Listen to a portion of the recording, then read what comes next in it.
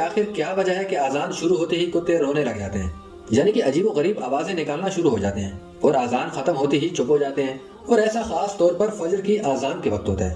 تو چلیے آپ کو بتاتے ہیں کہ اس کی کیا وجہ ہے۔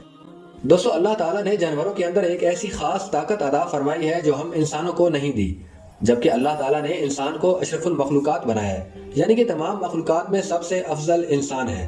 لیکن اللہ تعالیٰ نے انسان کو وہ طاقت نہیں دی جس سے وہ آسمانوں یا پھر چلتے پھرتے شیطانوں، بلاؤں یا مصیبتوں کو دیکھ سکے، لیکن یہ جانور انہیں دیکھ سکتے ہیں اور بے زبان ہونے کی وجہ سے انسان کو نہیں بتا سکتے، لہٰذا وہ ایسی آوازیں نکال کر انسانوں کو خبر کرنے کی کوشش کرتے ہیں۔ تو جیسی ہی اذان شروع ہوتی ہے، خاص کر فجر کی اذان، تو جتنی بھی شیطان اور بلائیں ہوتی ہیں وہ رات کے وقت زیادہ نکلتے ہیں۔ اذان کی آواز سنتے ہی وہ تمام شیطان اور بلائیں وہاں سے بھاگنا شروع کر دیتے ہیں۔ یہ دیکھتے ہی کتے رونے جیسی آوازیں نکالنا شروع کر دیتے ہیں۔ وہ بے زبان منحوس نہیں ہوتا اور وہ انسان کو آگاہ کرنے کی کوشش کرتا ہے۔